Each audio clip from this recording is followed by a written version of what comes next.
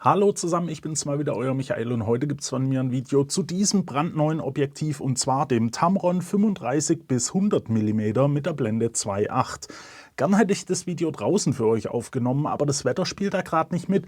Es hat jetzt hier im Studio den Vorteil, ich kann euch noch zwei andere Objektive als Vergleich mit hier hinstellen. Und zwar haben wir hier das Tamron 28 bis 75 2.8 und das Tamron 35 bis 150 mit der Blende 2 bis 2.8. Ich finde, die beiden Objektive stehen so vielleicht ein bisschen in Konkurrenz zum neuen 35-100. Deswegen wollte ich euch das hier jetzt natürlich auch mal vorstellen, was das hier für einen Größenunterschied macht und auch der Gewichtsunterschied.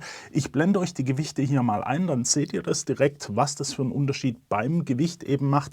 Ich muss sagen, für mich wäre das 35-100 eher ein Konkurrent zum 35-150. Da fehlen zwar 50 mm obenrum, aber ihr habt ein deutlich leichteres Objektiv und ihr seht auch ein deutlich kleineres Objektiv. Und da kann ich euch sagen, Tamron hat mir die Objektive zur Verfügung gestellt. Ich konnte die jetzt schon ein paar Wochen lang testen. Vom Handling her hat mir das 35-100 dann doch sehr gut gefallen. Das 35-150 ist mein eigenes, das habe ich an der Z8 immer in Benutzung. Aber ich muss sagen, das 35-100 vom Gewicht her, von der Größe, macht es dann doch deutlich mehr Spaß als dieser große Klopper hier. Jetzt ist es so, bei 50 mm, die euch obenrum fehlen, müsst ihr da dann natürlich drüber nachdenken. Ich blende euch da gerade mal ein bisschen ein, was das zum Beispiel bei einem Porträt für einen Unterschied machen würde, wenn ihr einmal mit 100 und einmal mit 150 mm ein Bild aufnehmt. Meiner Meinung nach, gerade für Porträts sind eigentlich 35 bis 100 eine richtig gute Brennweite. Wie gesagt, ich habe es hier für den Z und für den E-Mount. Ich habe es an der Z8 und der ZR bei Nikon am Z-Mount getestet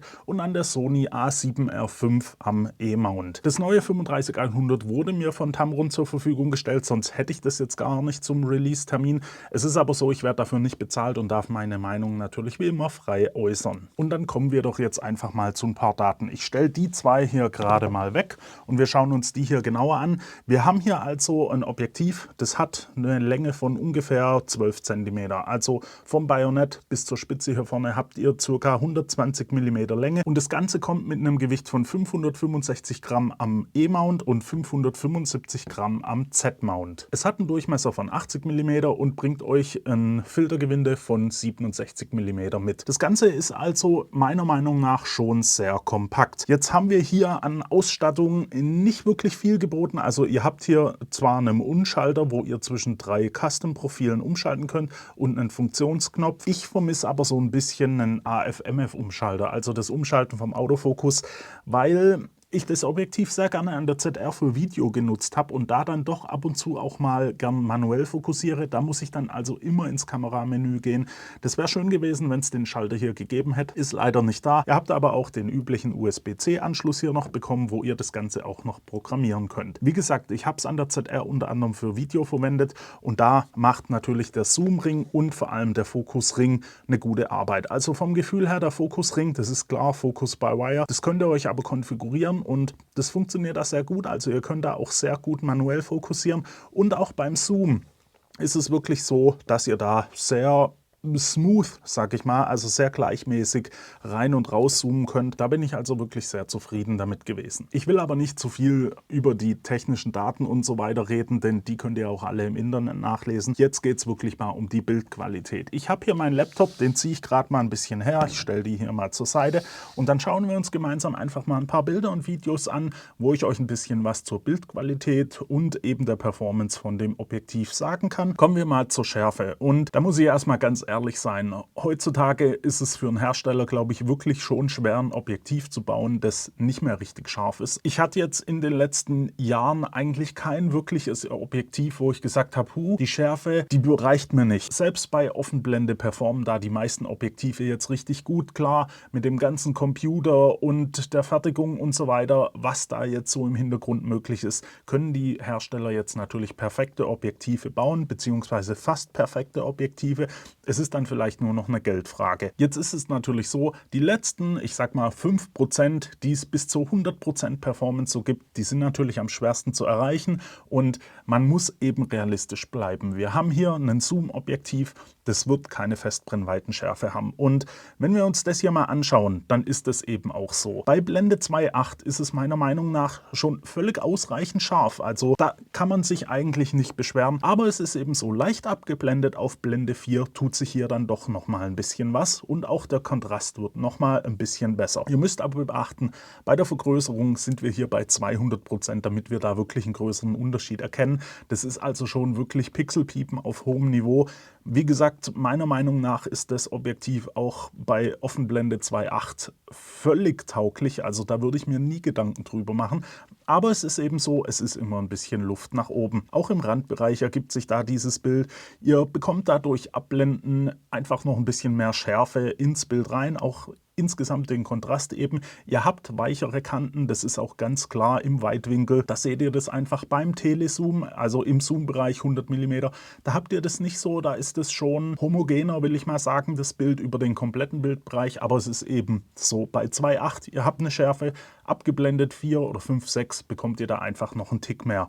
Aber meiner Meinung nach, wie schon sehr oft gesagt, ist es auch bei Offenblende voll nutzbar. Falls ihr die vollen Details wollt, blendet da einfach noch ein bisschen ab. 9 Blendenlamellen sorgen dann für das Bokeh und das sieht meiner Meinung nach auch sehr gut aus. Ich war sogar ein bisschen leicht überrascht davon, weil ich habe das nicht so erwartet, wie ich es jetzt auf den Bildern dann am Schluss gesehen habe. Und zwar bei 35, klar, da habt ihr nicht so die Freistellung mit einer Blende 2.8. Das ist eben kein 2er oder ein 1,4er Objektiv. Das ist klar, aber mit mehr Brennweite bekommt ihr dann natürlich auch mehr Freistellung ins Bild. Da ist die Freistellung an sich dann auch gar kein Problem mehr. Bei 100 mm bekommt ihr da wirklich ein schönes Bokeh, ohne großen Schnickschnack oder Verwirbelung, was mir da wirklich sehr gefallen hat, weil manchmal hat man das ja so, dass man da so ein bisschen ein unruhiges Bokeh hat oder sowas. Das habt ihr hier einfach gar nicht. Ihr habt eine schöne Freistellung und einen tollen Schärfeverlauf. Ein paar Worte zum Autofokus mal kurz. Und zwar, der ist schnell. Und zwar, der ist wirklich sehr schnell. Ich blende euch das hier mal kurz ein an der Z8, wie ich da hin und her wechsle. Das ist also wirklich richtig schnell. Das ist meiner Meinung nach ein gutes Stück schneller als am 35-150, gefühlt zumindest. Ich habe da null Probleme gehabt, meine Tochter, die auf mich zugerannt ist, zu fokussieren, zu tracken und dann schöne Bilder daraus zu bekommen.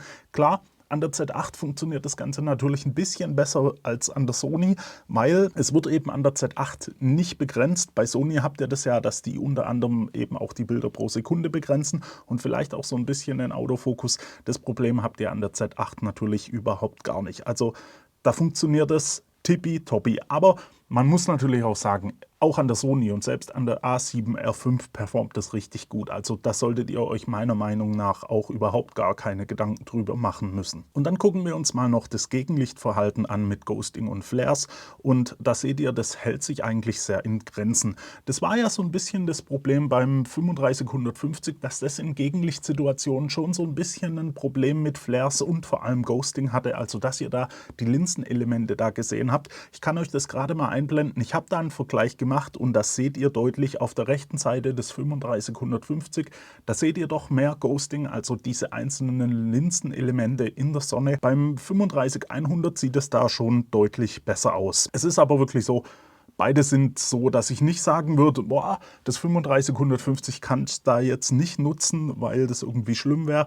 Das ist nicht der Fall. Beim 35-100 da ist es einfach richtig gut. Also mich würde da selbst dieses leichte Ghosting mit den leichten Flares überhaupt gar nicht stören. Man muss beachten, das ist ja direkt in die Sonne gefilmt. Das ist wirklich Worst-Case-Szenario. Im Alltag habe ich da sowieso überhaupt gar nichts feststellen können. Und wenn wir von Gegenlicht reden, dann kommen wir natürlich auch gleich zum nächsten Thema, und zwar chromatische Aberration und Low-K. Und da ist es eben so, chromatische Aberration ist ab und an in Gegenlichtsituationen leicht sichtbar. Das ist fast bei jedem Objektiv so. Das ist auch hier nicht vermeidbar. Es muss aber schon rausgefordert werden. Also ihr seht es hier im Bild mit der strahlenden Sonne im Gegenlicht. Da seht ihr das Ganze dann natürlich. Die chromatische Aberration lässt sich aber im Lightroom eigentlich sehr gut rausarbeiten. Also da müsst ihr euch keine Gedanken drüber machen. In normalen Situationen konnte ich das so auch gar nicht feststellen. Sobald ihr da auch ein bisschen nur einen Tick eine Wolke vor der Sonne habt, habt ihr da eigentlich gar kein Problem mehr. Ebenso verhalten sich die Low-Ks. Ihr seht es hier jetzt bei der reflektierenden Sonnenliege, das wirklich Worst Case gegen die Sonne in der reflektierenden Sonnenliege. Da seht ihr eben die Low-Ks. Da seht ihr so ein bisschen die Farbverläufe. Das ist eben erzwungen, möchte ich es mal nennen. erzwungener Worst Case und meiner Meinung nach müsst ihr euch auch da eigentlich gar keine Gedanken drüber machen. Für die Filmer ist dann vielleicht noch interessant, Focus Breathing gibt es nämlich bei dem Objektiv so gut wie gar nicht. Ihr könnt es hier im Beispiel auch mal sehen. Da seht ihr wirklich nur sehr wenig Breathing. Also wie schon gesagt, ich nutze das auch wirklich sehr gern an der ZR zum Filmen, weil es eben in dem Brennweitenbereich wirklich sehr gut funktioniert. Das ist so mein Brennweitenbereich, den ich auch gern zum Filmen benutze. Die minimale Fokusdistanz seht ihr hier noch 22 cm Naheinstellgrenze habt ihr da bei 35 mm und 65 cm bei 100 mm. Im Weitwinkel kommt man dann schon sehr nah hin, ihr seid aber immer noch weit weg von einem richtigen Makro. Aber so für den Alltag, ab und an kann man damit schon mal ein bisschen was anfangen. Meiner Meinung nach ist es also wirklich ein sehr tolles Objektiv. Es ist einfach so, dass man nicht so viel Gewicht rumschleppen muss. Es wiegt die Hälfte von einem 35-150, was dann schon wirklich sehr viel ausmacht, wenn man das Ganze mal im Alltag mit rumschleppt. Jetzt ist es aber bei mir auch so, ich habe kein Problem, einen 35-150 auch an der Z8, welche ja wirklich schon ein bisschen Gewicht mitbringt, im Alltag ja, mit mir zu tragen. Es macht es nur deutlich angenehmer. Also das 35-100 könnte ich mir sehr gut als neues Standardobjektiv für Urlaube oder sowas vorstellen und eben auch fürs Filmen. Ab 26.03. könnt ihr das Ganze dann für 900 €, knapp 900 €, ich schätze mal es sind 899, den genauen Preis habe ich leider noch nicht bekommen. Das heißt, ihr könnt euch dann natürlich Gedanken machen, wollt ihr einen 35-100, wollt ihr vielleicht einen 35-150 oder vielleicht einen Sony 24-105 oder das Nikon 24-120, beide eben mit Blende 4. Hier habt ihr die Blende 2.8. Das ist so ein bisschen hin und her, da müsst ihr so ein bisschen überlegen, was euch da am liebsten ist. Ich denke, mit 900 € ist das Ganze sehr interessant bepreist. Es performt wirklich sehr gut. Ich bin da wirklich sehr zufrieden damit gewesen. Ich habe es auch noch gegen das 35-150 in der Schärfe und so weiter getestet und auch gegen das Sony 24-105 an der A7R5. Wenn euch das Ganze interessiert, dann schreibt es mir doch mal in die Kommentare. Dann bringe ich da noch ein Video raus, wo ihr das Ganze mal noch genauer sehen könnt. Im Vergleich eben vielleicht auch noch mit dem 2875, dem 2.8er G2 von Tamron. Das ist ja auch wirklich sehr gut und preislich natürlich auch sehr interessant, sehr attraktiv. Das war es dann jetzt auch erstmal von mir. Wenn ihr Fragen oder Anregungen habt, könnt ihr diese gerne in die Kommentare stellen. Dann versuche ich die mal zu beantworten. Abonniert den Kanal für weitere Videos, denn in den nächsten Wochen werden noch einige Objektiv-Reviews kommen. Und dann sehen wir uns hoffentlich beim nächsten Mal wieder. Bis dahin wünsche ich euch eine gute Zeit. Ciao.